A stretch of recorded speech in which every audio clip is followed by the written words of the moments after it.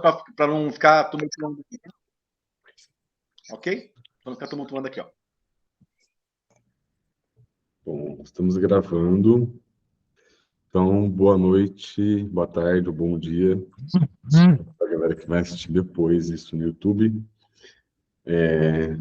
Segunda-feira, 5 de junho de 2023, mais um encontro aqui do ciclo de conversas do Grupo de Estudos em Permacultura Mandioca Subversiva. Terceiro papo já temático que a gente está tendo com pessoas da área. Hoje a Adriana Galbiati vai fazer uma fala sobre saneamento ecológico, muito enriquecedora, e depois, na apresentação, vamos fazer perguntas aí, trocar ideia sobre a explanação que ela fizer. Então, Adriana, pode botar aí na tela e tá contigo.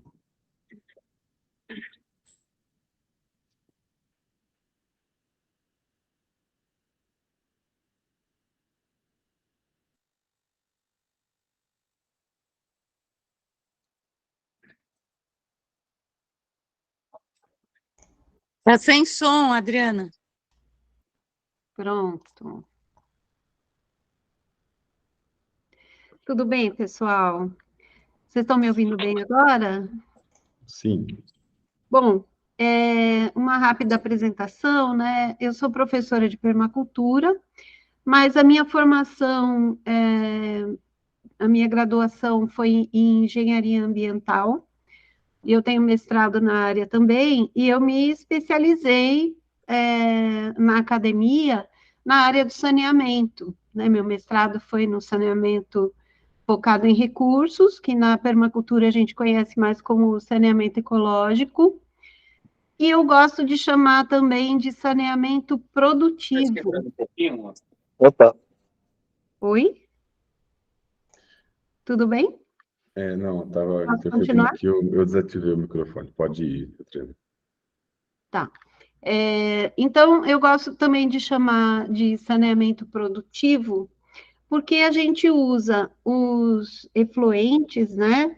Água, água servida, água da bacia sanitária, que tem água e nutrientes que a gente pode criar sistemas produtivos, produzir alimentos, né? Então, aqui, já nessa imagem da capa, a gente tem o círculo de bananeiras, que para mim é um ícone que representa a simplicidade desse conceito, né? Dentro da permacultura, dos princípios, aqui os princípios do David Holmgren e a flor da permacultura, né, localizando um pouco, a gente usa os princípios capte e armazene energia, obtenha rendimento, uso de recursos e serviços renováveis, não produzir desperdício, integrar ao invés de segregar, né? Então, integrar ao invés de segregar, a gente integra funções de produção de alimento com a função de tratamento do esgoto, né? E aqui nas pétalas, né, a gente inclui o saneamento ecológico no manejo da terra e da natureza, no espaço construído, porque a gente inclui nos projetos de bioconstrução, né, e no design permacultural a gente sempre considera, né, as tecnologias de saneamento, e ferramentas e tecnologias, porque apesar de serem coisas super simples, com terra, planta, pau, madeira, são tecnologias, né? E economia e finanças também, quer dizer, na verdade, na permacultura é tudo integrado, mas a gente foca nesses princípios, né? Então, a gente começa pensando o que são sistemas de tratamento de esgoto e o que são sistemas de tratamento de esgoto na nossa sociedade urbanizada, né? Então, eles são centralizados. O que significa isso? A gente dá descarga na nossa casa, isso vai para uma rede e isso tudo vai para uma estação de tratamento de esgoto. Então, cidades inteiras, quando tem saneamento, né? Vão para sistemas de tratamento centralizados e acontece um tratamento ali nessa planta e a maior parte dos poluentes, dos nutrientes e da contaminação ainda continua nesse efluente tratado, entre muitas aspas, e vão para os rios, né? Então, essa foto aqui, quando eu era criança, uma vez eu fui visitar essa cidade e eu vi essas espumas. E eu achei, nossa, que horror, eles não tratam esgoto, né, para jogar no rio, ai, que horror. Aí eu fiquei adulta, fiz engenharia ambiental, uma vez eu estava passando de avião nessa região do Rio Tietê, e vocês acreditam que deu para ver do avião, o avião já estava começando a descer para pousar em São Paulo, né? Então, deu para ver do avião as espumas. Eu falei, meu Deus, em décadas, não mudou nada. Então, o que a gente chega à conclusão? A gente luta pela universalização do esgoto e muitos até ambientalistas, pessoas do nosso campo de ideais, né? Que querem salvar o mundo e cuidar do meio ambiente, estão solicitando e fazendo movimentos para que tenha a universalização dos sistemas de tratamento de esgoto nas cidades e no campo. Só que, se a gente não prestar atenção que tipo de tratamento a gente está fazendo, a gente vai melhorar um pouco a saúde da população, porque vai ter um tratamento de esgoto, mas você está destruindo a qualidade dos rios, né? Então, na permacultura, como a gente tem uma visão integral, a gente tem que pensar nisso, né? Eu vejo que o tratamento de esgoto, o saneamento, ele é um assunto central na permacultura e na nossa sociedade. Se a gente pensar na sustentabilidade da nossa sociedade como um todo, né? Então, tanto zona rural quanto zona urbana tem soluções de saneamento ecológico para essas realidades. Esse gráfico aqui, eu gosto muito dele porque ele tem esse recurso visual, né?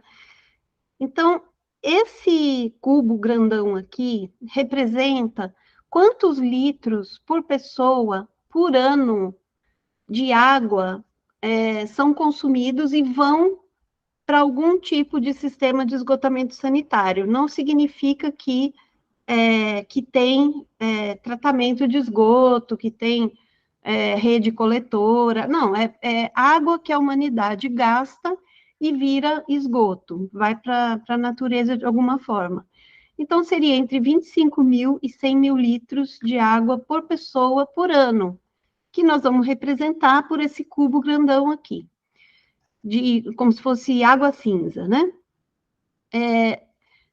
Uma pessoa por ano, então, de novo, né? Litros por pessoa por ano. Uma pessoa, num ano, produz o equivalente a 500 litros de urina. Então, se a gente tiver um dispositivo simples de separação de urina, cada pessoa teria por ano 500 litros de urina pura, que processada minimamente, armazenada de forma simples, poderia ser usado como fertilizante, que mais ou menos é o que uma pessoa precisa para fertilizar toda a produção de alimentos que ela come em um ano, né? Porque a urina, é rica em nitrogênio, fósforo, né? Que são nutrientes importantes para as plantas, e não tem quase matéria orgânica, né? Não tem quase fibras, né? Carbono. É mais nutriente mesmo. Então, é um fertilizante prontinho para ser usado. E aí tem as fezes, né? 50 quilos ou litros, né? De fezes por pessoa, por ano. esse bastãozinho aqui, que está representado, seria como se eu conseguisse levar num carrinho de mão todas as fezes que eu fiz durante um ano, desidratadas. Que também é um condicionador de solo importante, né? É adubo. Mas o que acontece? As fezes, só esse pedacinho aqui pequenininho, tem um potencial de contaminação que torna, quando a gente mistura, né, dá descarga, e esse pequenininho aqui mistura aqui, a gente fica com 100 mil litros de água contaminada com fezes. Né? E isso é o potencial de produção de doenças que isso tem, né? E a urina também, quando vai junto com o esgoto, é um excesso de nutriente, e a gente sabe, eu vou mostrar aqui mais para frente, não veio um slide, mas vou voltar ali. Tem um fenômeno que acontece quando tem muito nutriente na água, que é a eutrofização dos rios. Que acontece? Muito nutriente, vai aparecer algas que fazem fotossíntese para poder consumir aquele nutriente. E aí, plantas macrófitas também, e aumenta muito a população dessas plantas e algas, numa tentativa de consumir aquele nutriente. Então, tem muito, muito alimento, o organismo que se alimenta daqueles nutrientes, ele vai aumentar a população. Aumentando a população, também vai morrendo, né, vai cumprindo o ciclo, e aumenta a quantidade de matéria orgânica dentro dessa água. Para decompor a matéria orgânica, desenvolve grande quantidade de bactérias, e que também aumenta a matéria orgânica. Então, é um ciclo vicioso que vai aumentando a quantidade de nutrientes e vai diminuindo a quantidade de oxigênio dissolvido nessa água, porque as bactérias, elas vão consumir o oxigênio para poder degradar a matéria orgânica. Então, fica aquela água esverdeada, parada, né? E os peixes começam a morrer, né? O que está acontecendo aqui? Isso aqui pode ser por contaminação por venenos, né? Diretamente, substâncias tóxicas, ou pela falta de oxigênio. Então, quando a gente joga nutrientes dentro do rio, isso tem um limite para o ambiente conseguir processar. E, ao mesmo tempo, são recursos que podem ser usados na agricultura, tanto a água quanto a urina e as fezes, se forem processadas separadamente. Esse é um exemplo de uma casa ecológica do Nepal. Esse Dr. Roshan, ele é doutor da universidade lá, e ele pesquisa da área de saneamento ecológico, né, do movimento mundial, né, de saneamento ecológico. Então, você olha assim, é uma casa normal, né, uma casa até bem convencional. Só que ele tem o sanitário seco, com separação de urina, e aqui é ele colhendo o composto do banheiro seco dele. Aqui, na mesma casa, num daqueles terracinhos, ele cultiva vegetais usando água cinza da pia e do chuveiro, do banheiro que tem no andar de cima, e também ele desvia a urina para a fertirrigação desse jardim. E aí ele produz hortaliças, né? Boa parte da alimentação dele vem desse jardinzinho. E ele também, aqui não mostrou porque não é o assunto dessa aula, mas um dos terraços, o superior, ele também coleta a água da chuva. Então, ele é bem, bem integrado esse projeto. Apesar de a gente olhar assim e falar, não é uma bioconstrução, né? Não é uma construção permacultural. Aqui é como que a gente pode aplicar a urina nas plantas, né? Então, seria uma parte de urina para 10 partes de água, e a gente coloca, para não ter perigo de contaminar as folhas, a gente coloca no solo, perto da raiz, né? Bem diluído, assim, 10:1, de 15 em 15 dias, mais ou menos. Aqui são sistemas para coleta de urina, que a gente pode adaptar, fazer em casa, inclusive, né? Um banquinho com funil, e a gente pode colocar um galãozinho aqui embaixo e coletar a urina, depois colocar no regador, completar com água e jogar nas plantas. Esse aqui já é mais elaborado, é um banheiro seco, esse aqui, né? É um banheiro seco que tem a separação de urina. Aí aqui, no andar de baixo, do outro lado, aqui fica as fezes, tem um tambor como esse aqui, né, para as fezes, e aqui fica a urina, que depois vai ser encaminhada para uso como fertilizante. Esse é um protótipo que a gente fez no projeto que eu participei no Mato Grosso do Sul, e esse modelinho a gente chamou de Ecocô, é uma brincadeirinha que a gente fez, e a gente usou materiais reaproveitados, né, balde, funil, né, aqui tem um galãozinho para urina, e ele é um banheiro seco móvel, né, você vai ter que jogar esse conteúdo desse balde numa composteira, fazer algum tratamento com ele. Aqui é coleta de urina para mictório masculino, um funil direto no galão, e esse aqui é o feminino, né? O banquinho com funil que você pode sentar. Aqui detalhe dele. Esse aqui é uma outra abordagem que também é bem simples. Eu estou começando do mais simples para o mais complicado, né? Então, esse aqui, que a gente, em inglês é Arborloop, em espanhol é Sanihuerto e em português é Cagárvore. Então, a ideia disso aqui é a gente fazer um buraco raso, não é uma fossa muito profunda, ela tem no máximo 1 metro de profundidade, e você vai intercalando terra e fezes, né? E quando chega quase aqui em cima do buraco completo, você tira a casinha e coloca no próximo buraco, né? Uma casinha móvel, e aí completa com terra e planta uma muda. Então, para você escolher o próximo local para você colocar o banheiro, você tem que perguntar onde eu vou plantar a próxima árvore. Aí você faz o buraco, põe a casinha. Esse aqui é um exemplo lá do Instituto Sarar, do México, né, que eles têm uma casinha feita de metal, bem leve. E esse aqui é o sanitário compostável, que a gente usa mais, os permacultores usam mais aqui no Brasil, né? Que é o de câmaras, um sanitário compostável com 2 câmaras.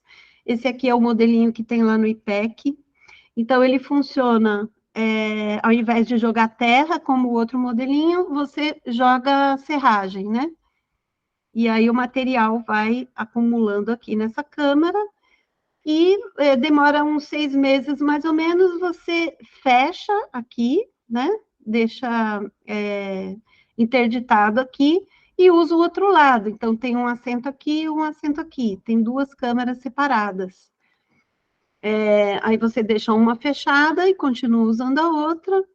E depois de 6 meses, 1 ano, você pode voltar a usar a primeira. Você retira o material daqui já pronto e pode voltar a usar a primeira câmara. Então, isso é uma forma de...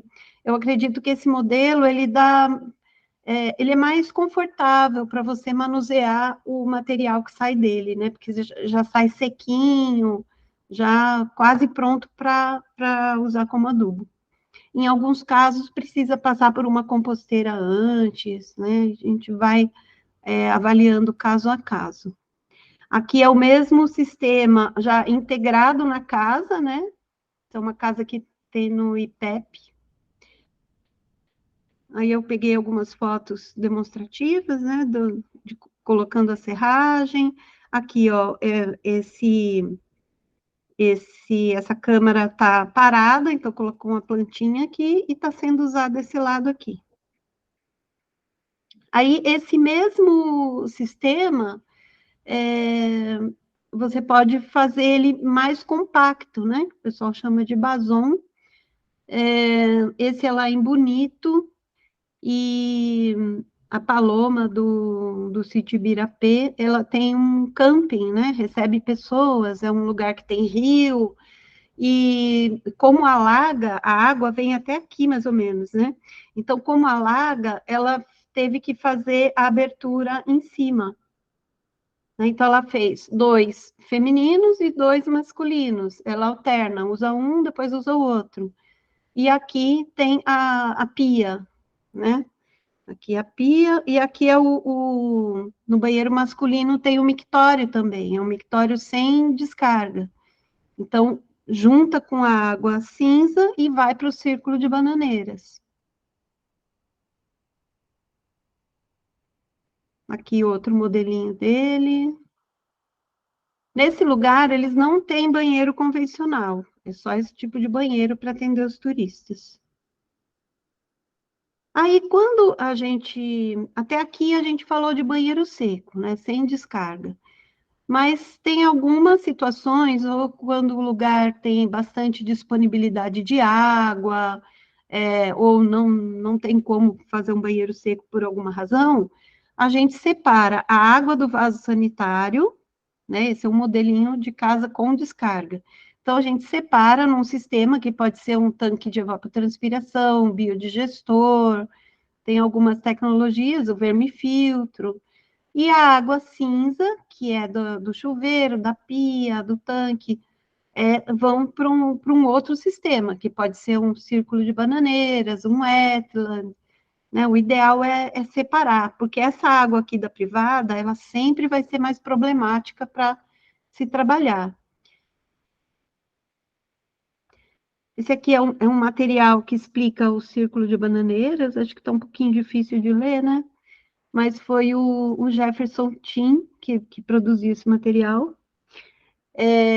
Mas dá para ver, né? A gente coloca primeiro madeira, depois madeira mais fininha e depois palha no buraco.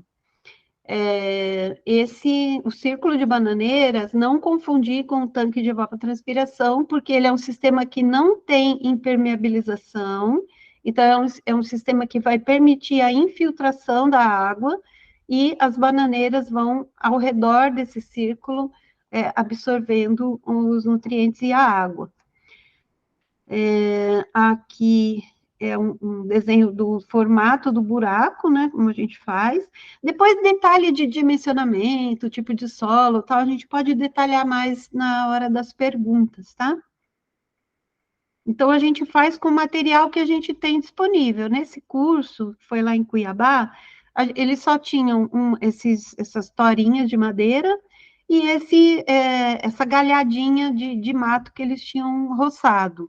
Então, com esses 2 tipos de material, a gente fez o círculo de bananeira. Não tem receita de bolo, né? Você usa o material que tem disponível. E por cima de tudo, a gente pôs umas folhinhas de árvore. Aí as bananeiras foram plantadas em volta, a gente faz esse canteirinho em volta, que também pode ser plantado outras coisas, batata doce, verduras, né? Outro sistema para tratar água cinza é o wetland, ou zona de raízes. Então, nesse caso, você precisa ter uma caixa de gordura, porque se for água com gordura aqui, ao contrário do círculo de bananeira, que não precisa caixa de gordura, ele dá conta, o wetland não dá conta, porque aqui ele tem brita, tem areia, e a gordura vai entupindo esses poros, né? Ele tem entrada e saída. Esse aqui é um projeto do Guilherme Castanha, é um wetland, zona de raízes. E quando a gente tem um sistema com descarga, até agora eu estava falando da água cinza, agora a água da bacia sanitária, né? Esse sisteminha aqui, ele tem no manual do designer do Bill Mollison, ele já estava lá, é o vovô do tanque de evapotranspiração, né? Só que ele é o contrário, as camadas dele são um pouco parecidas, mas ele não tem impermeabilização, então as árvores ficavam fora do tanque, né? Aqui é a mesma coisa, né? A única coisa que a gente fez foi que o Jorge Timmerman, no caso, fez essa adaptação, né? Quando essa ideia chegou no Brasil, ele falou, vamos colocar uma lona aqui, impermeabilizar, e colocar as árvores para dentro, só que em vez de árvore, bananeira, porque as raízes são mais curtas e não danificam o sistema, né? Então, é assim, tem uma câmara de recepção, que o esgoto entra, ele tem entulho, resto de construção, material que não é biodegradável, né? Aí a gente coloca um bidim, uma manta geotêxtil e o solo em cima. Então, esse solo do topo, é importante que ele continua, né? Mesmo depois que acaba o tanque. Então, o nível do solo seria aqui, onde acaba a lona. Né? E a gente coloca mais terra para, se chover, essa água é levada para fora do tanque, né? O excesso de água da chuva. Da mesma forma que aqui, né? No projeto original. Esse aqui é o sisteminha que eu estudei no meu mestrado, eu fiz com ferro-cimento, para nunca mais. Foi o primeiro e último que eu fiz com cimento. E depois eu só trabalhei com lona, né? Aí esses detalhes também, nas perguntas, eu posso explicar melhor. E esse é o modelinho que a gente está trabalhando agora, né? Pelo menos eu trabalho com essa formatação dele. Então, a ideia dele é evaporar toda a água. Então, o esgoto entra aqui, depois sobe. Quando ele chega aqui nesse nível da terra, ele sobe por capilaridade. Então, aqui na superfície da terra, ele evapora. As raízes vão absorver a água e também vão ajudar na evaporação e vão utilizar os nutrientes que tem aqui.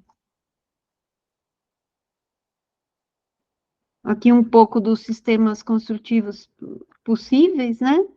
Aqui a gente sempre, eu gosto de usar, quando tem possibilidade, usar uma máquina para abrir o buraco, porque é bem rápido, abre muito rápido, e você faz num dia, você economiza muita mão de obra.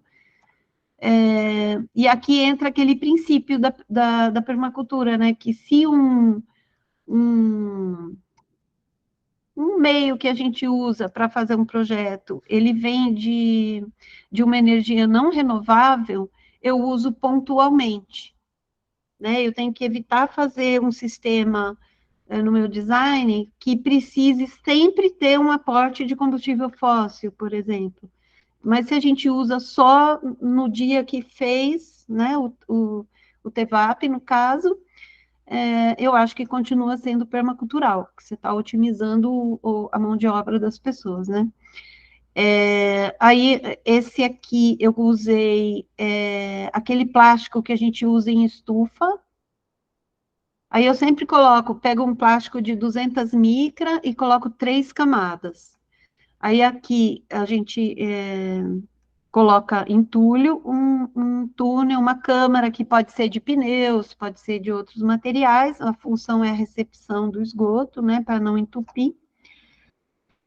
Depois do entulho, coloca o bidim, isso aqui é uma manta de drenagem, né, que permite a passagem da água. Essa foto aqui, eu achei muito interessante que eles fizeram com ferro-cimento, né, num formato não usual, né? Eu achei bem diferente esse TEVAP, e eu já fiz isso aqui, gente, usar tudo que é entulho que tem no local e colocar lá dentro. Então, garrafa, engradado, pneu. Então, o que tem ali vai para dentro do TEVAP. Esse aqui é um exemplo de um projeto numa chácara lá em Campo Grande, que a gente fez. Então, aqui, né, o esgoto está vindo daqui, TEVAP. Esse aqui foi feito na zona urbana de Campo Grande, numa casa que eu morei.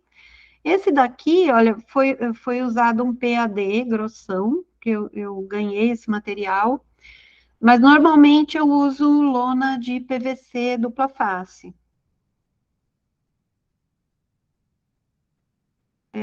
Esse aqui é o mesmo que eu mostrei, que eu fiz na zona urbana de Campo Grande. Então, aqui dá para ver, né, o solo mais alto aqui no meio. Ao redor eu coloquei grama, deu uma finalização boa nele. Esse aqui é aquele da chácara que eu mostrei antes. Aqui, gente, não é o murinho, não, tá? Foi só uns tronquinhos que a pessoa colocou em volta só para dar uma estética melhor. Esse aqui é no núcleo da União do Vegetal, que ficou bem bonito esse jardim. E esse aqui é um projeto do Gil Milanês, que ele fez no Mato Grosso, que é numa casa de um desembargador, é uma casa bem convencional, e ele fez um jardim que é o tratamento de esgoto também. Esse aqui, né? Ele fez com alvenaria, inclusive. Esse aqui fica na frente de um centro cultural lá em Dourados, e é bem orgânico, um formato bem orgânico, você nem sabe o que tem aí embaixo, e é um sistema de tratamento da água da bacia sanitária. Fica bem na fachada do prédio, assim, na entrada. Esse exemplo aqui eu achei muito legal, que foi um amigo meu, Humberto, que ele trabalha numa estação de tratamento de esgoto. Então, para a sede, né, do empreendimento lá, ele fez um TEVAP, né, só para o banheiro dos funcionários aqui, e ele plantou um pé de abóbora aqui nesse cantinho. E aí, esse traço vermelho aqui é o pé de abóbora espalhado pelo terreno. Eles colheram muita, muita, muita, muita abóbora desse lugar. Ainda para a água da bacia sanitária, tem o biodigestor, que é uma outra tecnologia, que tem a vantagem de você produzir gás para produção de energia, para fazer comida, né? E eu escrevi aqui biodigestor com captação de gás metano, porque tem muito biodigestor no mercado que não capta o gás. Ah, mas é um biodigestor, está fazendo a digestão, só que está jogando metano na atmosfera. E a gente sabe que o metano ele é 21 vezes mais eficiente para promover o efeito estufa, né? Então, atenção, se for usar biodigestor, recomendo que tenha captação de gás metano. E aí, integrando várias dessas tecnologias, a gente pode construir o que é chamado de biossistema integrado, né? Então, a gente integra vários recursos para utilizar tanto resíduos sólidos, quanto o esgoto, água cinza, água do banheiro, para utilizar ao máximo a água, a energia que tem nesse esgoto. Então, água, nutrientes, né?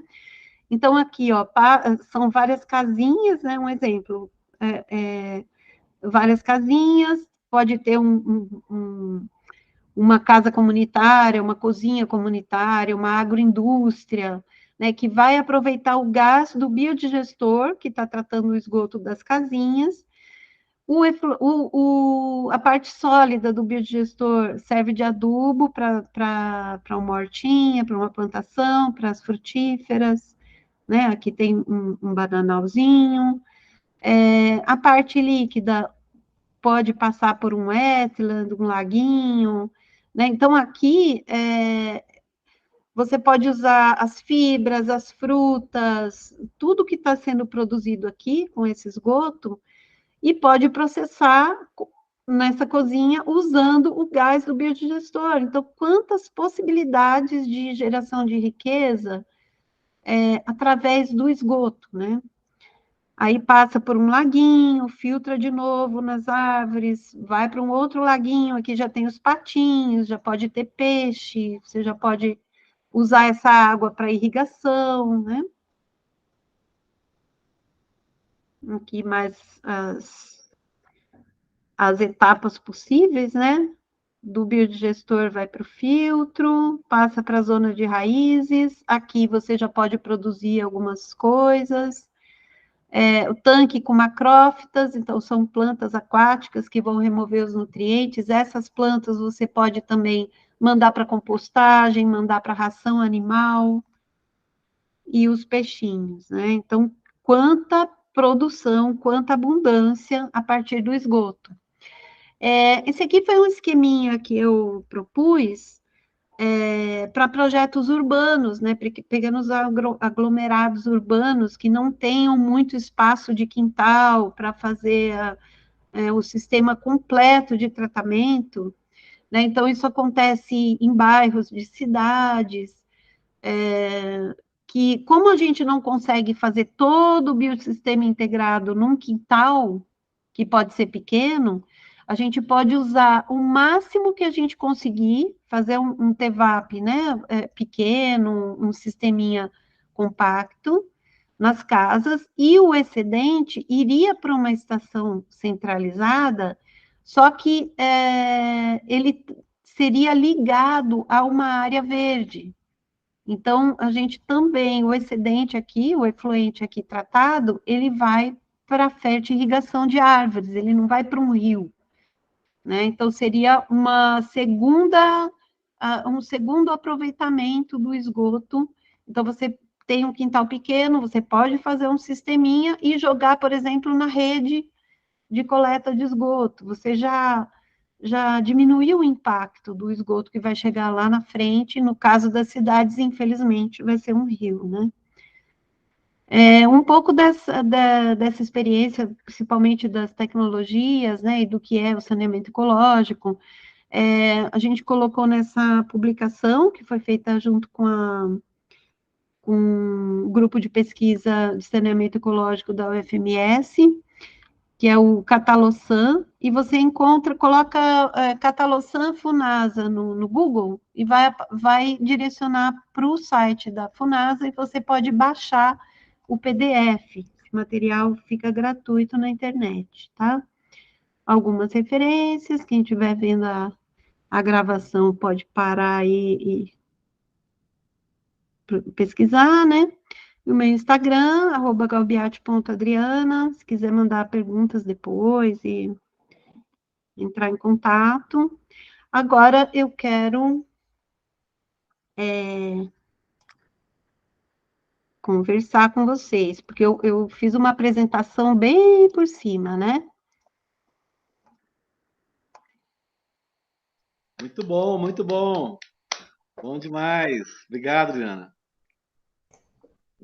Quem vai começar a se inscrever? Pessoal, vamos lá. Nosso momento Instagram aqui. Deixa eu fazer nosso registro Abre a da câmera, pessoal. apresentação. Quem puder e quiser aparecer aí, se preparem um minutinho aí para Clarinha, abre a câmera.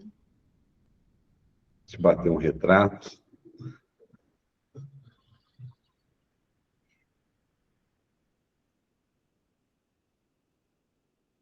Vamos lá. Vai. Mais uma. Belezura, galera. Isso aí. Quem quiser perguntar ou fazer alguma fala, levanta a mãozinha aí, quem estiver se organizando.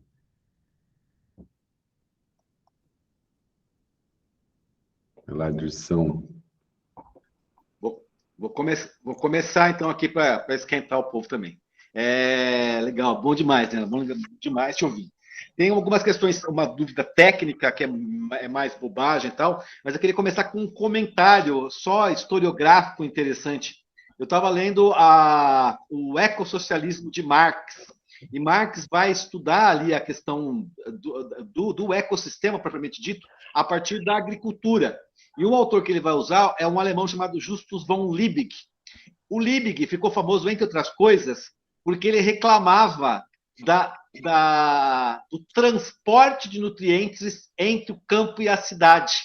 Ele dizia, aquilo que deveria voltar para o solo, para enriquecer o solo, que são as fezes, está indo para Londres. Então, eu tenho uma perda de matéria orgânica, que é fundamental no solo do camponês, para virar lixo no Tamisa. E aí, então, todo esse processo de desequilíbrio. Então, você veja, do século XIX, esse problema já estava mapeado, já estava conhecido, já era uma coisa que se sabia que isso gerava ciclos insustentáveis, né? Essa divisão entre os locais de produção e os locais de consumo e os locais para onde vão os dejetos, né? Entre aspas. Então, é só uma curiosidade histórica interessante disso aí. Duas coisas que eu queria perguntar. Você falou um pouco da questão urbana, e aí, um planejamento. Eu entendo que naquela situação, eu sei que você não gosta muito, mas me parece mais adequado usar o famoso sistema Embrapa, porque TEVAP, teoricamente, não produz efluente. Já o sistema Embrapa produziria uma quantidade maior de efluente que poderia ser usado para aquela situação específica. Então, eu queria que você comentasse um pouquinho disso e um pouquinho do sistema Embrapa, porque eu sei que você tem críticas aí ao sistema Embrapa.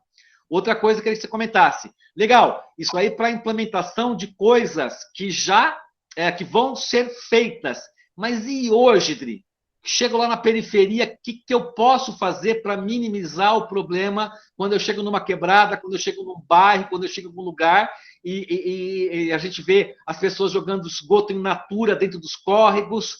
A gente sabe, isso é uma coisa também que é legal, eu acho, para as nossas formações falar, né? A questão da morte de crianças por doenças transmissíveis por água, que no Brasil, na nossa realidade específica, é uma pornografia, é um negócio absurdo, é um negócio sem nenhum cabimento, né? Quando a gente tem possibilidade de usar o esgoto de maneira mais inteligente.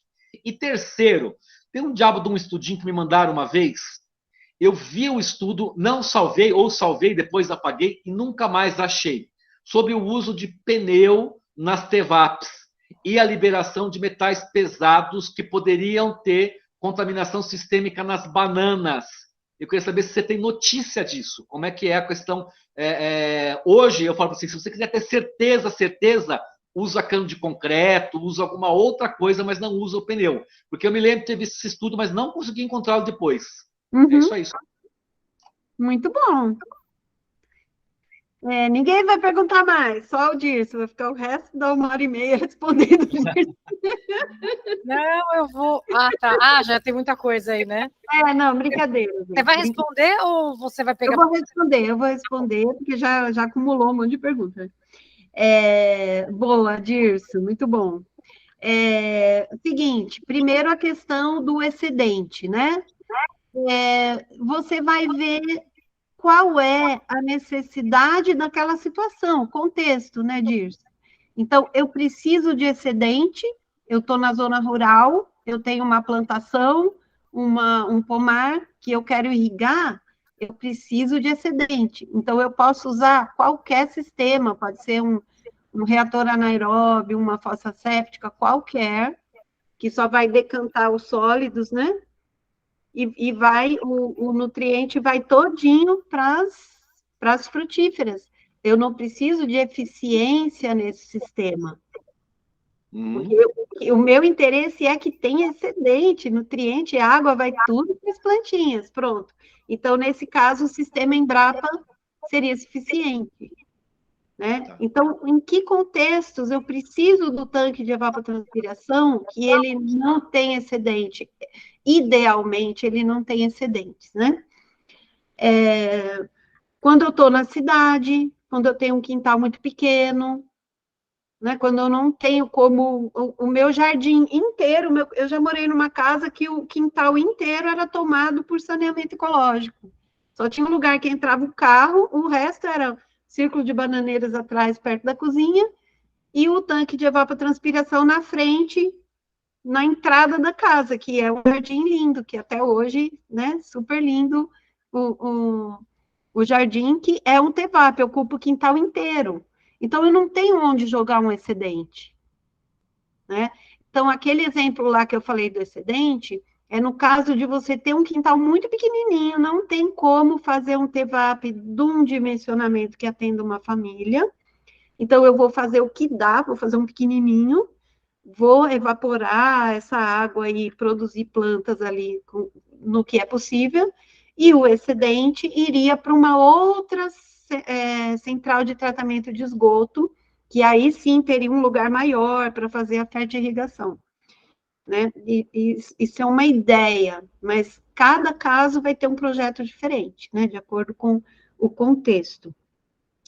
Minhas críticas ao sistema Embrapa não são críticas aos sistemas, é crítica à comunicação que foi feita quando ele foi lançado, né? Foi feita uma cartilha pela Embrapa e que não alertava as pessoas do perigo de contaminação ao manusear o efluente.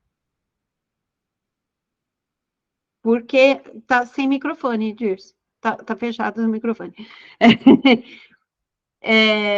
Não sabia disso. Não foi avisado que poderia haver problema no manusear. Tinha lá a fotinho do agricultor bombeando no regador para você jogar em cima das plantas, aquilo contaminado, gente, tem que ter cuidado, né? Então, não, mas a eficiência é 99%. Primeiro que não é. Depois, e esse 1% contaminado? Tem que ter cuidado, igual, né? Então, agora eu acho que eles já corrigiram isso, né? Já estão falando que só é adequado para fertirrigação, então seria para você manda por um cano perfurado para as árvores, ninguém se contamina, tranquilo, né? Beleza. Outra pergunta, como fazer nos lugares, projetos novos, claro, você tem como ativar as políticas públicas, plano diretor, dá para fazer um monte de coisa e usar o saneamento ecológico nos projetos, dá para fazer saneamento descentralizado, dá, mas e nos lugares que já estão altamente urbanizados e que isso não foi cuidado, né? Então, uma coisa é o que eu já falei, né? Você faz os sistemas para você tratar o máximo que você conseguir, o que não conseguiu, vai infiltrar no solo, vai ou mandar para a rede, né? Vai fazer um sumidouro, você tratou o que deu, né? Você tentou, né? Pelo menos. Uma coisa que dá para fazer individualmente, inclusive, é você fazer a coleta de urina mesmo na zona urbana. Quando eu visitei a cidade do México, eu fiquei impressionada, porque nós fomos visitar uma fábrica mas fábrica de vela, não tinha nada a ver com saneamento, a área de atuação deles era totalmente convencional, nem sabiam o que era permacultura, mas na cidade do México não tem água suficiente. Eles vivem de água da chuva, de economizar água, né? Então, o que eles faziam? Eles tinham um mictório sem descarga para economizar água. Então, eles separavam em tonéis gigantescos a urina dos funcionários todos, eram 50 funcionários, e vinha um caminhão-pipa buscar essa urina, bombeava para dentro do caminhão e levava para a zona rural, para as plantações. Isso é muito comum na Cidade do México. Então, isso é uma forma, porque você vai diminuir os nutrientes que estão indo para o esgoto e você vai economizar água, então vai menos esgoto, né? E eles têm também sanitário seco na cidade. Eu visitei uma fábrica de cerâmicas para banheiro, de material para banheiro, chiquérrimos, assim, as mansões têm sanitário seco. Né, porque é uma necessidade deles, né, o contexto exige. E em lugares menos estruturados, como favelas, né, aí o povo se organizar, né, a gente se organizar e ver o que é possível fazer. Tem lugar para fazer, colocar um TEVAP, alguém que tem um quintal um pouquinho maior, círculo de bananeira, dá para fazer uns pequenininhos, porque pelo menos você tira a parte da água cinza e a água contaminada que vai para o ambiente já é menor, né? Porque tem um problema que é a contaminação que tem no esgoto e tem um outro problema que é a diluição alta também, porque aí ele vai mais longe, né? Ele infiltra mais e contamina lençol freático, e aumenta o problema, né? Então, é isso, a gente ir fazendo nos espacinhos que dá, inventando sisteminhas, e política pública, gente. A gente fala, eu achava que falar política pública e falar permacultura parece que são coisas que não conversam muito, né? Porque a gente é meio anarquista, né? Mas quando eu falo política pública, eu falo formas da gente se organizar coletivamente. Então, vai desde da comunidade ali, família, comunidade, até o país, né? Naqueles âmbitos cada vez mais totalizantes, né? E a questão do metal pesado dos pneus, né, Dirso? Uma vez eu fui num evento lá em Fortaleza, eu estava dando uma consultoria lá e mostrei o TEVAP, aí tinha uma permacultora na equipe, ela me desautorizou na frente de todo mundo, assim, me esculhambou, assim, né? Falou assim, eu não acredito que você se diz permacultora e usa pneu, né, tal, me esculhambou mesmo. Aí, eu fiquei mexida com isso, fui pesquisar. Você acha que eu quero ser a antiecológica do rolê? Não quero. Então, eu fui pesquisar, Dirson. Minha conclusão, existe contaminação? É possível, existe. Existe metal pesado nos pneus? Existe. Né? Mas esse pneu, ele ia estar aonde se não tivesse no TEVAP? Eles estão nos terrenos, nos rios. Então, o que acontece? A chuva lava os pneus, aquilo vai para uma estação de drenagem, esgoto, vai para o rio, vai para o mar, está indo para o ambiente. De alguma forma, chega na água que a gente bebe, chega no nosso alimento, né? Então, ao invés de pensar, essa banana pode ter traços de metal pesado, eu fico pensando, este planeta está tendo traços de metal pesado, né? Então, o que a gente tem que fazer? Fiscalizar isso, parar de colocar metal pesado nos pneus, porque os pneus rodam nas estradas, o resto de metal fica ali, chove, vai para o rio, né? Essa que é a preocupação que a gente tem que ter. Agora, a gente procura não colocar um pneu que está com aquele metal aparecendo, né?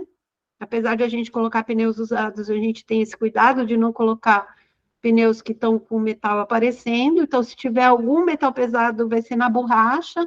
E é muito pouco, então não é significativo. E a raiz da bananeira, ela também é muito seletiva, né? Ela segura muito.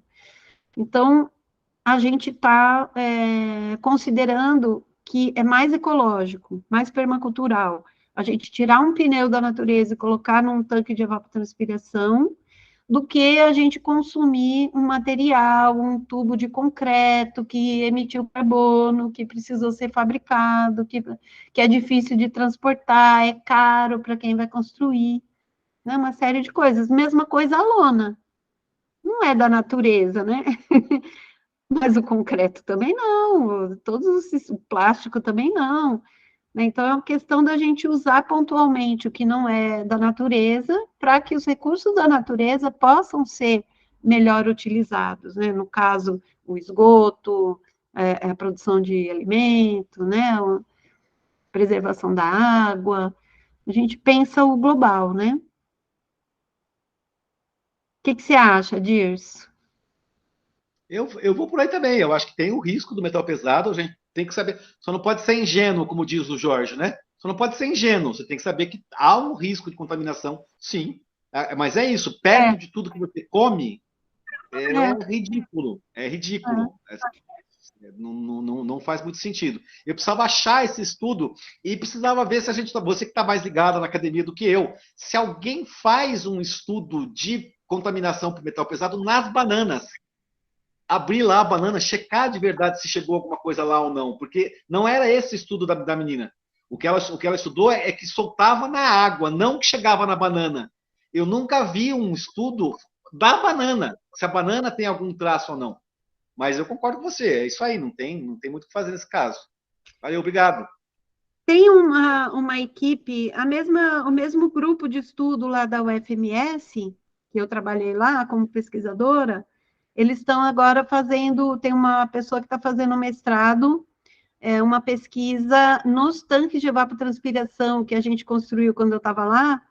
Ela está agora esmiuçando a pesquisa, né? Então, vendo contaminação no solo ao redor, né? Contaminação do lençol freático, como que o solo ali, o leito de plantio do TEVAP, como é que ele fica ao longo do tempo, se saliniza, se não saliniza. E uma das coisas que ela se propôs foi pesquisar a qualidade da banana. Né? Então, assim que tiver estudos publicados, eu vou compartilhar com vocês. Aguardo ansiosamente. Beleza, Adriana, vamos lá? Acho que é a Thaís que estava na fila. Oi, gente, boa noite. Queria também começar falando que acho que é bem emblemático a gente estar falando disso hoje, que hoje é comemorado, não sei nem se é comemorado, né, mas é o Dia Mundial do Meio Ambiente. Eu acho que o saneamento básico, né, é o principal tema, né, quando a gente pensa em sustentabilidade. Eu moro em Florianópolis e a gente tem uma questão aqui super complicada com o saneamento e é uma coisa que a gente fica aqui muito se perguntando, estudando, buscando caminhos, né? E assim, a gente não tem tratamento de esgoto, cada um é responsável, né, pelo seu tratamento e aí é estimulado a fossa. Então, cada um faz a sua fossa aqui, então você vê pela cidade inteira sempre alguns carros fazendo, né, tirando. E aí eu não sei para onde vai isso, né? Tem um amigo, não sei para onde vai toda essa fossa, mas tem um amigo que trabalha no saneamento da prefeitura e eles fazem isso eles jogam nas dunas o saneamento. Também queria saber de você como é que acontece isso, né? Achei muito esquisito, né? E tem um projeto aqui de fazer um emissário, né? Porque é uma ilha, né? Florianópolis é uma ilha. Eu tenho esse projeto de fazer um emissário, acho que é 5 quilômetros para dentro do mar, e aí faz a emissão, né, dos rejeitos em alto mar. E aí também queria que você também falasse qual que seria uma solução para cá, né? Porque essa coisa da fossa, isso quando a pessoa faz fossa, né? As pessoas elas nem fazem a fossa. Né? Então a gente. E aí já está começando a poluição das praias. Sempre no verão, né? Que fica superlotado aqui. A gente tem a questão, né, das praias ficarem impróprias. Então a gente já está com problema, né? E aí, acho que entra nessa parte que o Dirce falou das políticas públicas, né? Como é que a gente poderia pensar aqui? E a gente está com um plano diretor, assim, desastroso, que não fala nada disso e que só quer aumentar número de edificações de prédios. Então, é desesperadora, assim, a situação. Mas voltando para os princípios da permacultura, tudo tem um limite, né, Thaís? É colocar limites ao crescimento. Então, uma cidade que está numa ilha, ela tem muito mais limites definidos do que a cidade de São Paulo, outro tipo de cidade.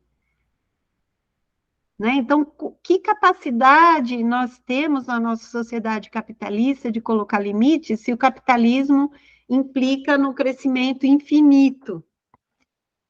Né? Então, quem vai colocar esses limites? Né? Então, eu vejo que estudo de plano diretor aí para vocês é muito mais importante do que outras cidades. Né? Então, primeira coisa, limite de pessoas. Ultrapassou há muito tempo o limite de pessoas possível de morar em Florianópolis. Né? Aí, segunda coisa, fazer o que eu já falei, né? Separar a urina. Mas quem faz isso? Qual é a porcentagem de permacultores que tem em Florianópolis? Então, vamos ser realistas, né? Porque uma coisa é a gente falar, o ideal é que todo mundo separasse a urina, porque aí é 80% a menos de água na descarga, separando a urina. Né? Ah, mas vou separar a urina para quê? Porque eu não tenho onde plantar, moro num apartamento. Né? olha que ideia boa, Dirce. Dirce está falando que não poderia ser a capital do estado, né? Teria que ser em outro lugar a capital. Porque uma capital, tudo converge para lá, né? Interessante. Então, isso seria uma atitude. Mas, tecnicamente falando, vamos supor que a gente tivesse uma organização na sociedade, que todo mundo tivesse esse pensamento, ai, vamos preservar o ambiente, né? A utopia da utopia. Todo mundo separar a urina, diminuiria 80% da descarga, quem pudesse fazer banheiro seco, seria a solução, não estaria poluindo mar, praia, duna, não teria. Isso do esgoto residencial, né? Agora a gente não está falando da poluição industrial, dos efluentes de indústria, de agroindústria, de usinas siderúrgica. Então, se você vê todos os efluentes que a gente tem que trabalhar para a nossa sociedade funcionar, para eu ter um computador, um celular, uma mesa, uma panela, né? O que está essa máquina de produção de efluentes que está indo principalmente para os rios, né? Por isso que eu gosto de usar o saneamento ecológico como ideia geradora, né? Para você começar um papo sobre permacultura, para você fazer uma atividade numa comunidade. Você pega a água de um tanque de lavar roupa e joga num círculo de bananeira, custo zero, as pessoas ficam assim, nossa, né? Já começa a repensar toda a forma que a gente se organiza. Mas o nosso desafio, que eu acho que é o objetivo desse grupo Mandioca Subversiva, né? A gente popularizar esse conhecimento aí, gente, é urgente, a gente precisa espalhar a palavra aí. E as cidades, também é uma coisa que eu sempre falo, né, que as cidades, que tem o pessoal da permacultura urbana, né, não, na cidade a gente tem que praticar permacultura. Tem, claro, é urgente, mas não com o objetivo de achar que, tudo bem as cidades continuarem crescendo porque a gente tem permacultores na cidade. Não, cidade superlotada não é permacultural, nem nunca vai ser. Certo? Então, às vezes, a gente fica querendo que os permacultores resolvam o problema da aglomeração da cidade e a gente tem que dar resposta, como é que resolve o saneamento? A permacultura não serve, porque não resolve o problema do saneamento de São Paulo. Mas se o problema é São Paulo existir, como é que eu, uma pobre permacultora, vou resolver, né? A gente tenta, né? Dar ideias. Muito bom.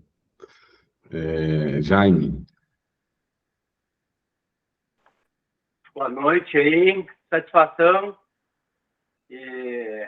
Fiquei contente com a apresentação, porque alguns das figuras ali eu me identifico no início dos anos 2000, no IPEP, e em Bagé.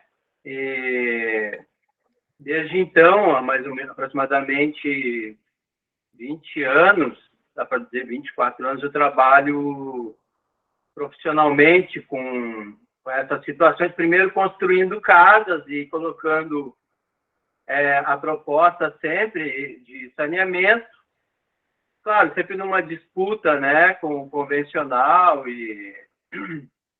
Bueno, mas nesse momento, objetivamente, eu estou numa comunidade na periferia de Porto Alegre que tem aproximadamente 300 pessoas, que dá umas 70 casas.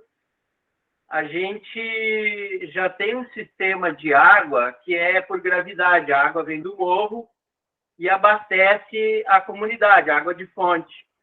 A gente está reformando a rede agora, até porque aumentou a população, e houve, nesses últimos 2 anos, o avanço da mudança climática com a seca.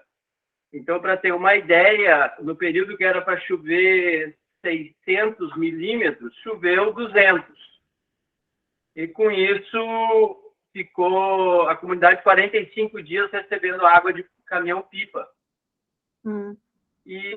Então a gente acessou recursos hoje da Defesa Civil para trabalhar com as fontes, e surgiu a problemática essa do saneamento, porque as casas, do modo geral, tem só essa fossa sumidouro, mas o cálculo da água passou a ser a questão, quantidade de água por família, porque como recebem nas caixas, então alguns recebem 5 mil litros, outros recebem 500 litros, outros têm apenas ali uns galões de 50 litros, umas panelas, né? Então é tudo precário e distinto. Bom, mas então, dito isso, a gente tem uma comunidade organizada, uma comunidade agrícola de periferia, que as pessoas trabalham na cidade, mas também produzem. São lotes de 1.000 metros quadrados, então são lotes grandes, e a gente está nessa fase de iniciar esses trabalhos de sensibilização do saneamento e depois da aplicação. Eu já tenho bastante experiência com círculos de bananeiras, e, enfim, e isso tecnicamente até não é o problema. A questão que eu vejo hoje é como é que eu consigo colocar isso dentro de um programa de habitação da Caixa Econômica Federal, já que vários deles têm aptidão para receber o Minha Casa e Minha Vida. São comunidades agrícolas com um talão de nota de produtor, entregam regularmente na merenda escolar. Então, caracterizar como agricultores já é. E eu não vi nenhuma brecha no sistema da Caixa até então, claro. Eu estou falando no período da escuridão aí, né? Agora nós estamos num outro momento. Então, eu gostaria que, se tu pudesse, tu que está mais adiantado aí nos estudos, se tu pudesse dizer para nós quais são as perspectivas da gente conseguir, como nesse caso concreto, né, num espaço de tempo aí de 1 ano, integrar esse sistema, sabe? A entrada da água, do morro, tudo, e vamos dizer a entrega dessa água, a saída dessa água dentro dessa questão que a gente defende aí, né? Mas eu falo desse ponto de vista normativo, eu falo do ponto de vista real. A gente tem agrônomo na equipe, tem biólogo, tem advogado, enfim, a gente tem condições de dar conta da coisa, mas na institucionalidade ali me parece que está tudo ainda fechado. E eu queria aproveitar e dar um pitaco aí a respeito dos pneus, né? Deixei por último para falar, que realmente tem muitos estudos desde a década de 50 caracterizando os pneus como carcinogênicos. O asbesto, os trabalhadores na indústria, né? E ele tem um fungicida estável, quer dizer que o pneu fica no chão e não apodrece. Esse fungicida que é estável, que dopa ali o composto, o compósito, né, dos pneus, geralmente os fungicidas eles têm metal pesado. O zinco, o cromo, o cobre, e os metais pesados dos fungicidas, inclusive os que o agronegócio dispersa e que não é falado, eles têm, os isótopos, eles têm atividade sistêmica.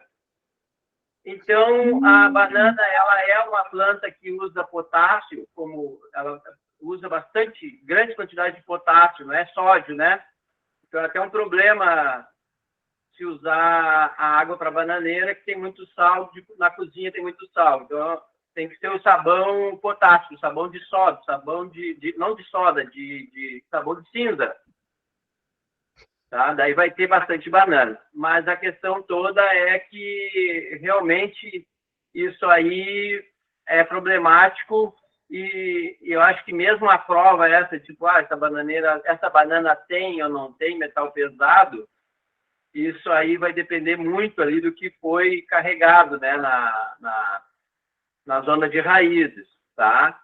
Mas os fatos científicos, eles são esses aí. É uma planta dependente de um elemento não metálico, radioativo, que é o potássio, e ele é carreador, ele se une, né, dentro daquele ambiente básico lá, que é lá no lodo.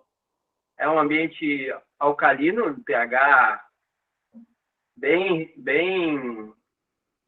puxando para o 12 ali, né? E às vezes até mais, dependendo da concentração. E aí, isso aí, no ambiente tropical, com enxofre, acaba formando compostos que podem ser levados, sim, para o alimento, né? Mas eu queria só dizer isso aí, mais como contribuição aí dessa questão. Legal, Jaime. Grata pelo acréscimo aí. Esse estudo ele está continuando, né? A gente está continuando a estudar essa questão do metal pesado e a gente optou, por enquanto, a continuar a usar o pneu, né? Porque a gente não viu uma alternativa mais ambientalmente melhor, né? Se alguém tiver uma alternativa que seja acessível para a população, né? Claro, a gente vai substituir. É que, por enquanto, o pneu ele ainda está sendo o que tem, né, nas comunidades, em todo lugar tem pneu, né? Então, a gente preferiu tirar esse pneu do ambiente, né, e que, além do metal pesado, quando que carrega com a chuva tal, também acumula água, tem o problema da dengue, tantos problemas, né? Que na balança a gente acabou achando que o pneu ainda é uma boa solução, mas como o Dirce falou, a gente não vai ser ingênuo de achar que o estudo está concluído, né? Então, gostei aí da sua contribuição, anotei, para a gente continuar aí essa discussão, né? E aí você perguntou como fazer com a comunidade, né, para o tratamento de esgoto da comunidade. Se forem obras financiadas pela Caixa, eu recomendo que vocês incluam sistemas de saneamento que são reconhecidos pelas normas, né? Então, fossa sumidouro, tem os reatores que já vem pronto da indústria, né?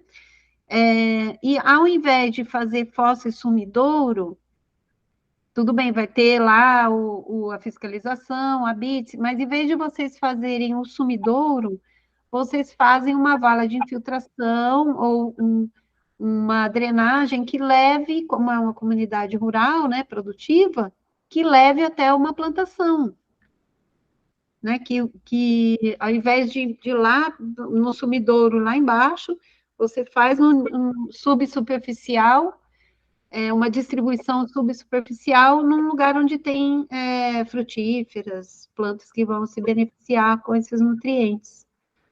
Né? O tanque de evapotranspiração, ele tá para ser publicado, a gente não sabe quando, né, mas já foi para consulta pública, voltou, a nova norma de tratamento de esgoto unidomiciliar, que inclui o tanque de evapotranspiração. Então, a partir da norma da ABNT sendo publicada, eu acredito que a Caixa já possa financiar também, já possa incluir em projetos urbanos, inclusive. Né? Nós estamos esperando aí isso acontecer. Certo? Certo. Maravilha, vamos adiante. Malu. Oi, Adriana, muito legal, muito bom. Eu tenho 4 perguntinhas bem simples, né? A primeira, a urina pode estar contaminada com remédios, com agrotóxicos, e isso pode ter algum efeito para frente, né? Na plantação, ou né? Como é que se dá a limpeza dos banheiros secos? E como evitar contaminação? A terceira eu vou estar trabalhando na saúde indígena, dando consultoria lá. E eu sempre quis propor um sistema de saneamento alternativo, porque fazem um crime nas aldeias, com sistemas fixos e permanentes, né? Casas fixas, banheiros fixos, e, em geral, não dá nada certo, mas e eu gostaria muito de levar isso para esse grupo, né, que está dentro do governo em Curitiba. E aí, quais bibliografias que eu posso acessar para já ir sugerindo sobre isso nas aldeias? E a quarta pergunta é para o Disso, que eu sempre tento lembrar como que é a bacia de evapotranspiração lá do sítio Pau d'Água, se separa ou não separa a urina das fezes, né? Para ele lembrar isso. São essas quatro. Não, separar a urina das fezes, não, vai tudo junto. Separa a água cinza da água de privada, mas urina e fezes vai tudo junto. Tá bom. Eu vou falar um pouco dessa última pergunta, que é mais rápido, Malu, mas eu deveria ter frisado isso na minha apresentação. O tanque de evapotranspiração, ele não funciona bem, pelo menos, né? Quando o esgoto está todo misturado. Você precisa direcionar só o esgoto do vaso sanitário. Se já está tudo misturado no sistema hidráulico da casa, aí você vai ter que fazer um outro sistema, considerando, né, que vai tratar uma quantidade de água bem maior. Então, a urina, né? Se a urina contaminada com... primeiro, a questão dos patógenos na urina é quase irrisório, assim, a possibilidade de ter contaminação na urina, né? Então, quando a gente está manuseando a urina, isso vale também para a pergunta da limpeza do banheiro seco, como evitar a contaminação, né? Então, sempre que você vai mexer com o sistema de saneamento, você tem que agir como se você estivesse lavando uma privada normal, com luva, com cuidado para não respingar no seu rosto, né? Se tiver contaminado no chão, assim, pisando na terra do TEVAP, por exemplo, com bota, com luva. Então, se você vai colher algum alimento que foi um pouquinho de terra junto, lavar fora da cozinha, não levar para a cozinha aquela terra do TEVAP, que ela pode ter contaminação, mesmo sendo bem superficial, né? E a contaminação fica mais lá para baixo, mesmo assim, você tem que agir como se estivesse contaminado, né? Mas vai água na limpeza? Pode ir água na limpeza do banheiro seco? Deixa aí pela ordem. Eu falei da contaminação, isso vale para a urina e para o banheiro seco, para o TEVAP, para tudo, né? Para o banheiro com descarga, vale para tudo. Ter cuidado, porque é contaminado, né?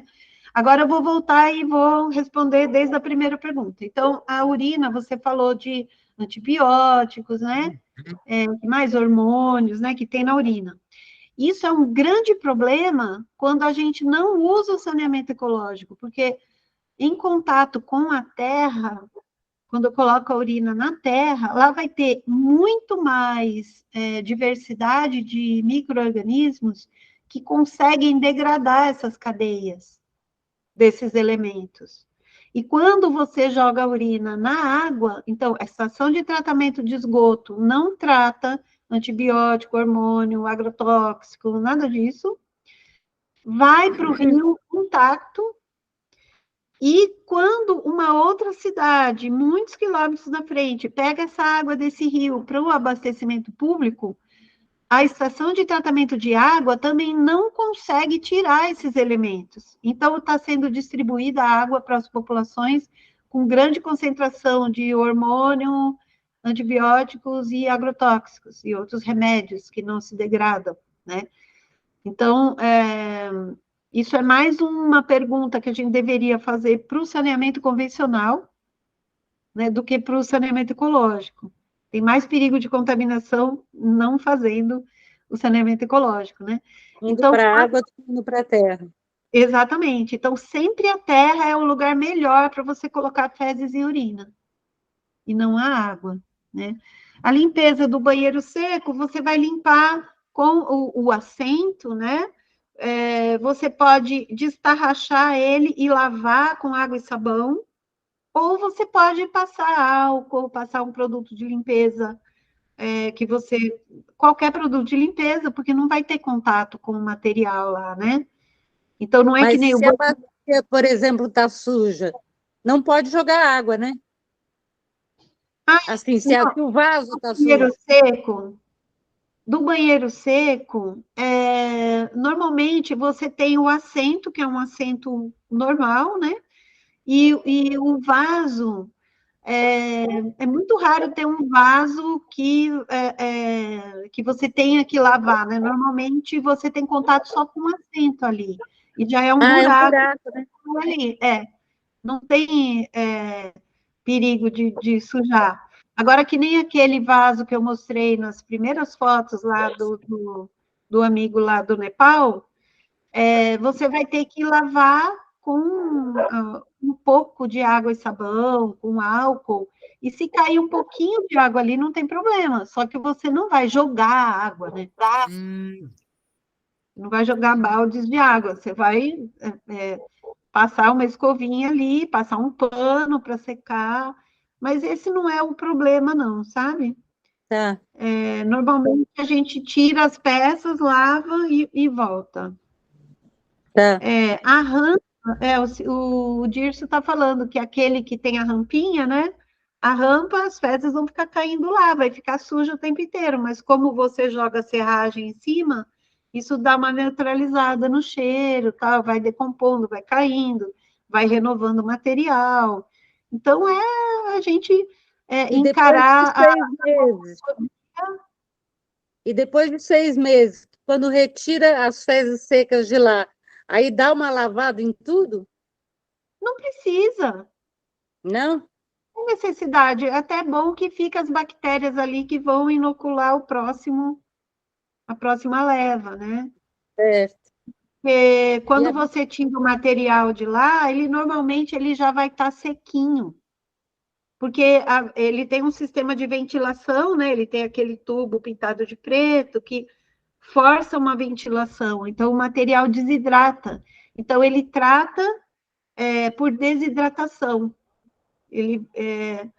O único patógeno que fica lá, que normalmente não acaba com esse tipo de tratamento, é ovo de ascaris.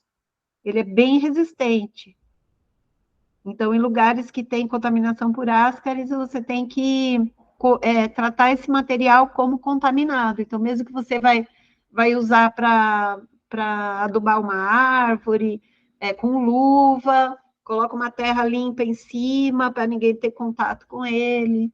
Mas se não, você não usando para verduras, tá bom. Não tem perigo. Então, a questão da contaminação, questão da saúde indígena. Eu já fiz alguns projetos com comunidades indígenas, eu dei um curso, inclusive, lá na usina de Angra dos Reis, eles promoveram um curso de saneamento indígena lá, e tinha pessoas de algumas aldeias lá do litoral, né? E eu também aldeia... trabalhei lá. Então, e aí foi para os agentes de saneamento das aldeias. Bem legal. E a gente trabalha muito com o círculo de bananeira, coisas simples, né? E eu tive uma experiência em Samambaia, no Mato Grosso do Sul, na aldeia Limão Verde, que foi muito interessante. Foi o meu primeiro projeto. Eu me formei e caí lá na aldeia para trabalhar com saneamento com eles, né? E a gente foi dizer, nossa, que legal, nós vamos resolver o problema do saneamento, né? Nossa, a questão cultural tem que ser levada em conta muito. Então, eu estou falando para todo mundo que eu sei que você já sabe disso, né, Malu? mas vai fazer um trabalho com qualquer comunidade tradicional, periférica, qualquer lugar que você for trabalhar com comunidade, primeiro mora com a galera lá um tempo para você entender como é a cultura, como são os hábitos, quais são as reais necessidades, quais são os reais motivos que o problema existe, que as questões existem, né? Porque senão a gente chega muito ingênuo achando que a gente vai resolver o problema das pessoas, né? Pra você ter uma ideia, só para exemplificar isso, a gente fez um árboro, aquele que é o buraquinho e põe uma casinha, nós fizemos uma oficina de bambu com as mulheres, fizemos a casinha toda com a estrutura de bambu, ficou linda, né? Aí depois, no dia da inauguração, colocamos onde? Na frente da casa do cacique, onde o pessoal se reunia para conversar, para tomar decisões ali. Era tipo uma praça, né? E aí ninguém entrava para usar. Ninguém entrava para usar. Gente, aí eu perguntei, mas vocês não vão usar? Ele, não, né? Porque a gente não vai no banheiro assim na frente das pessoas. Porque para a cultura deles, você não fala, vou lá no banheiro. Não, você vai, sai de fininho, vai atrás de uma moita que ninguém viu onde você foi, e aí você faz as suas necessidades. Um banheiro que está no meio da praça lá, ninguém usou. Né? Então, projetos com comunidades, se eu puder dar um conselho, é isso. Né? Tem que ter muita autogestão da comunidade para funcionar. Né? Porque os nossos sistemas de saneamento, Malu, não é que nem os convencionais, você dá descarga, não quer nem saber para onde foi o seu cocô. São sistemas que exigem manutenção, a pessoa precisa entender o que está acontecendo ali e ela precisa querer que o quintal dela tenha um sistema daquele.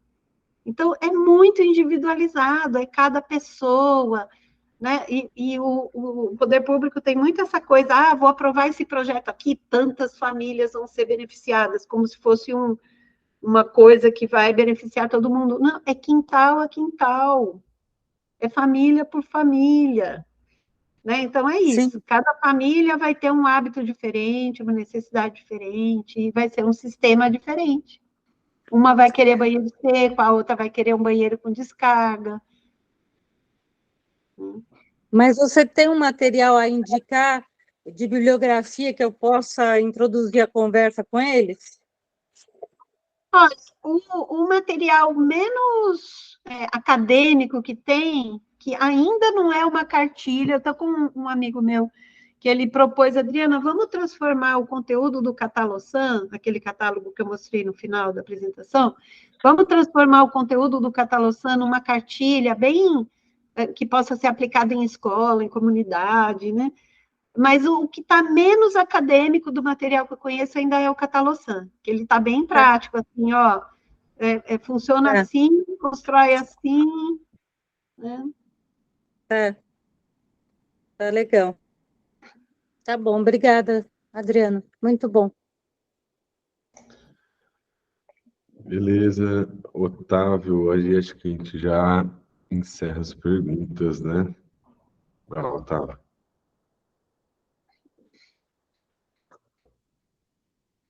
Boa noite a todos, parabéns por você, tua exposição, Adriana. É um tema muito salutar, né? Porque, inclusive, foi uma escolha de vida sua, eu percebo, né? Atuar nessa área. E eu parabenizo porque eu também tive uma escolha paralela, assim. Meu mestrado foi sobre a questão de lixões na região metropolitana de São Paulo. Meu doutorado foi sobre a questão do saneamento na região, na escala metropolitana do Rio de Janeiro, né? Então, primeiro, parabenizar você ter pego esse veio do saneamento. E acho que a primeira coisa que é importante a gente discernir, enquanto a nossa proposta ser a permacultura, é essa questão da escala, né? Porque como numa situação já de as cidades, elas têm que parar de crescer, né? E eu achei interessante aquilo que você falou do seu mestrado, que você testou uma coisa para confirmar que aquilo era pior, usar o concreto no meio da uma camada no sistema ali para uma solução ecológica foi a menos eficiente pensando em termos de permacultura, né? Em termos ecológicos. e, ao mesmo tempo, quando você tem situações de cidade, com aglomeração urbana que chegam, você tem que ter um sistema centralizador, como você falou, né? Que aquilo, às vezes, é um afastamento do problema. Que nem no caso das cidades litorâneas, emissário. Eu moro aqui no Rio de Janeiro, o emissário de Ipanema é a solução do saneamento para Copacabana, Ipanema e atender toda a demanda do turismo, né? Mas, assim, então, assim, e quando a gente pensa, e aí não é uma pergunta específica na sua apresentação, mas mais algumas questões para provocar reflexão aqui do grupo, né? Como nós, permacultores, podemos intervir com políticas públicas, né? Como que a gente detectar que numa cidade, como a Thaís falou lá em Florianópolis, eu não sei se ela estava se referindo à cidade de Florianópolis ou ao estado, mas eu entendi que acho que é a cidade, né?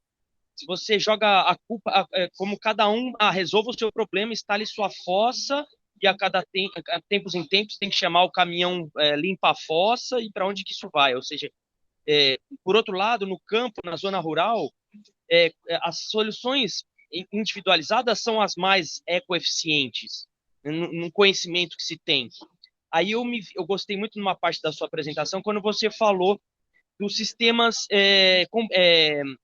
integrados, biosistemas que você possa conectar. E aí eu vejo assim uma intervenção enquanto política pública na questão periurbana, né?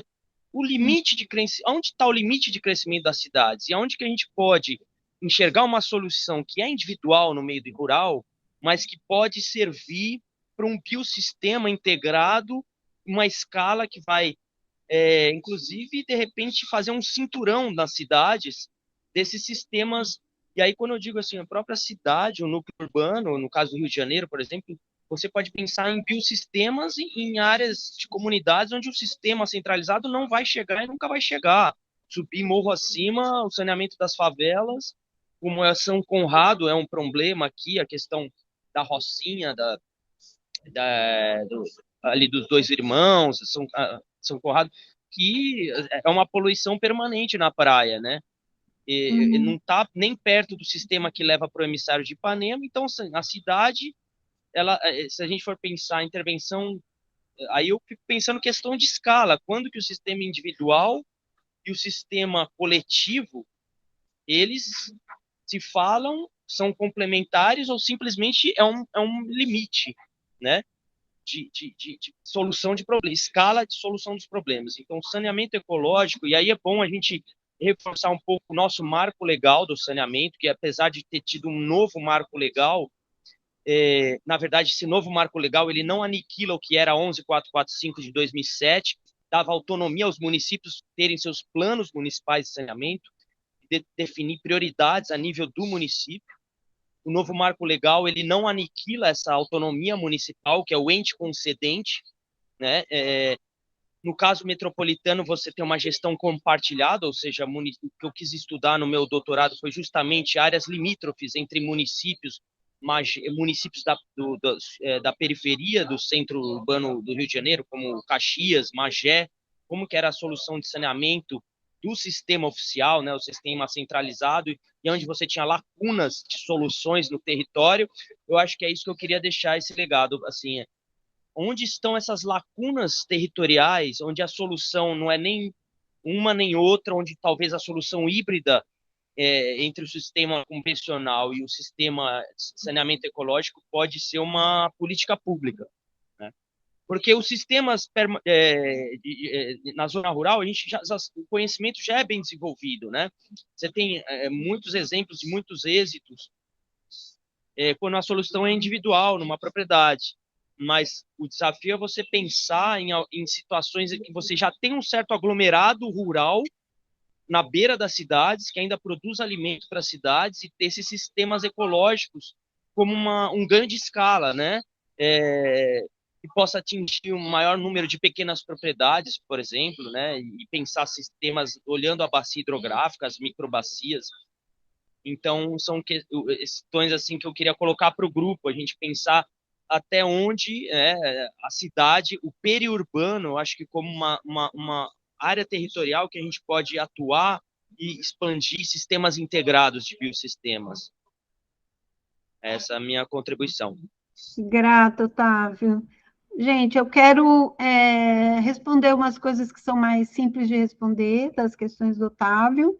Aí eu vou colocar a minha questão, eu vou completar o questionamento do Otávio, jogando um questionamento para o grupo também, né? Que eu acho que isso é uma coisa muito importante da gente aproveitar essa massa crítica aqui de permacultores para elaborar juntos, né? Uma coisa que ele falou, que quando a Thaís falou, eu esqueci de comentar, é a questão do limpa-fossa, né? Que tem que limpar a fossa e joga onde esse material, né? Uma das vantagens do tanque de evapotranspiração é que ele não forma lodo. Então, você nunca vai ter que, quer dizer, não digo nunca, mas os sistemas que a gente estuda há quase 30 anos, eu não ouvi falar de um que precisou sugar o material e jogar em outro lugar, né? Ele autoconsome o lodo ali dentro. Uma outra questão que eu quero lembrar, em questão de políticas públicas, né? De lembrar o caso de Socorro, aqui em São Paulo, município de Socorro, que fez uma parceria com o IPESA, que é uma ONG bem legal, que trabalha com recuperação ambiental e saneamento ecológico. Eu sou um dos fundadores do IPESA, galera da geografia lá da USP. Muito legal, eu já fiz alguns trabalhos em parceria. Completou 20 anos agora. Eu dei um curso de TEVAP lá em Socorro, a gente fez um TEVAP na praça, do lado da pista de skate, lá da praça de Socorro.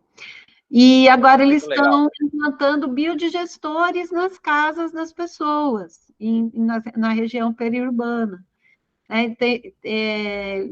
Estão fazendo cursos, formação do pessoal, formação dos construtores pedreiros e trabalho com a comunidade implantando sistemas. Mas, lembrando que a nossa filosofia permacultural é autonomia de cada família, de cada comunidade, de cada localidade. O sistema capitalista não é assim, não é permacultural, né? Então, onde dá para a gente trabalhar com autonomia, a gente consegue implantar sistemas permaculturais, né? Onde a comunidade tem interesse e tem condições de ter autonomia, a gente consegue implantar os projetos, né? Então, a gente consegue verba em editais, governo, CNPq, CAPES, tem várias fontes, né? Eu mesma já fiz muitos projetos com essas fontes de financiamento. Eu costumo dizer que eu sou quem eu sou hoje por causa desses financiamentos públicos na minha carreira, no mestrado, na graduação e nos projetos de extensão que eu pude trabalhar, né? Nas pesquisas que a gente pôde realizar, nas publicações que a gente conseguiu realizar, quase tudo que eu fiz foi junto de políticas públicas, né? Mas a gente sabe que tudo isso que a gente fez, até o que o IPESA está fazendo, que é muito legal, ainda é uma pequena porcentagem da população que está recebendo esse benefício, né? Então, o que eu quero jogar para o grupo, né? Como a gente falar de permacultura sem a gente cair nessa coisa muito ingênua, como o Dirce falou, né? De, cada um fazendo a sua parte, a gente vai conseguir salvar o planeta, sabe? Que tem algumas vezes a gente... De repente, a cartilha não é para os próprios governantes, né? Para secretarias de planejamento e urbanismo, que pensam naquela coisa de atualizar o plano diretor somente para pensar o potencial construtivo da cidade, né? Então, e uma coisa que você falou, que você lembrou, a questão dos biodigestores, uma função social de gerar energia e autossuficiência energética para aquela comunidade, né? O nosso saneamento, as 4 componentes, resíduos, drenagem urbana, água e esgoto sanitário são as 4 componentes da nossa base legal, né, que fala que são os 4 componentes que tem que ter um plano municipal de saneamento, né? E a gente pensar que, por exemplo, um aterro Sítio São João, lá na Zona Leste, ou aterro Bandeirantes, gera energia para 200 mil pessoas, 300 mil pessoas, mas converter isso numa escala do periurbano, né? Envolver, conectar, talvez a cartilha seja voltada não para cada solução em cada comunidade que vai aderir ao sistema, né, de saneamento ecológico, mas ao próprio poder executivo local, quando assume, e uma carta compromisso, né, de ter alguns princípios de saneamento ecológico em comunidades periurbanas, né, eu acho que é uma proposta interessante. E tem o outro lado também, que é as famílias têm que querer, a comunidade tem que valorizar isso, para isso poder acontecer, porque a gestão é feita pelas pessoas, né? Eu não vejo um saneamento ecológico feito de uma forma que o governo vai disponibilizar, que nem tem a coleta pública de resíduos. Eu não vejo que vai ter um saneamento ecológico, que vai ter uma empresa pública que vai gerenciar. Não, é cada comunidade, cada família que vai gerenciar os seus sistemas, né? Dirce, fala aí no microfone isso aí que você está falando, que é legal. É isso, eu acho que uma das coisas que a gente tem trabalhado aqui no âmbito do grupo, inclusive, é essa ideia de que o PDC sempre nos pareceu, nas nossas críticas, como uma coisa que era muito mais focada na atuação individual. E aí nós começamos a trabalhar essa ideia da autonomia compartilhada, que a autonomia não se dá apenas no nível individual, mas ela também depende de uma escala, vamos dizer, comunitária. Eu acho que tem um feliz casamento entre essa noção de comunitário e biorregional, porque problemas são meio incomuns quando você fala da biorregião. Mas nada te livra da necessidade de, ao mesmo tempo, brigar com o Estado, brigar com o governo, brigar por políticas públicas, brigar por financiamento, brigar por linhas de crédito dos bancos estatais. Esse é o grande dilema, talvez, da permacultura no Brasil, que talvez o Bill Mollison tenha tido menos lá. A gente está num país fudido. E a gente não pode simplesmente esquecer que estamos num país fudido e achar que cada um vai ter um sítio e vai cuidar da sua vida num sítio. Isso não vai acontecer. Então, a gente tem que, ao mesmo tempo, fazer as 3 coisas. E aí o nosso desafio, que esse grupo está se propondo a fazer, né? Como é que nós capacitamos permacultores para isso? Porque só o PDC não faz isso. O PDC é muito importante, mas tem algo a mais. Tem um outro nível, uma outra esfera que eu acho que tem que ser pensada, né? Eu acho que é por aí. Legal.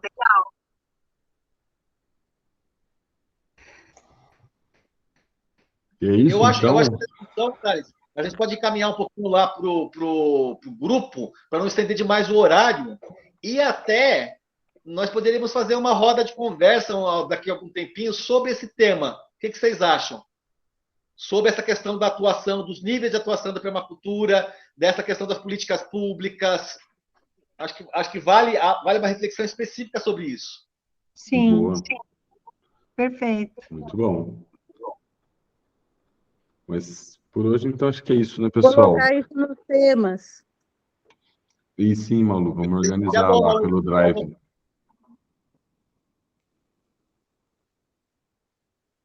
Oi, Dirce. Não, falando para o Malu, seria bom colocar nos temas lá. Seria legal. Pra gente Vou ter colocar já. o cronograma, né? Legal. Eu estou satisfeitíssima, gente. Gratidão. Muito obrigado, hein, Adriana? Nossa, avisar para você que o pessoal do IPESA foram tudo meus calouros lá na geografia da USP. Que legal. Maravilha, pessoal. Então, obrigado, Adriana, pela exposição, pela fala, pela troca aí. E obrigado a todo mundo que chegou aqui hoje. E seguimos aí nos próximos encontros e trocando ideia lá no grupo também. Beleza? Quem é o próximo, Thales? Então, eu acho que não tem próximo, Dirção, se eu não me engano. Poderia já ser esse encontro aí. Não, é o Sandro que vai falar sobre pedagogia macumba. Porra, verdade, né? É o Sandro. É, Vamos ver certinho a data lá. Eu lembro que ele falou, mas eu não lembro a data. tá bom. Vamos combinar. Mas acho que é ele que está inscrito já. E depois do Sandro, eu vou falar da escala de permanência da linha-chave. É isso aí. Já temos 2 próximos encontros já marcados.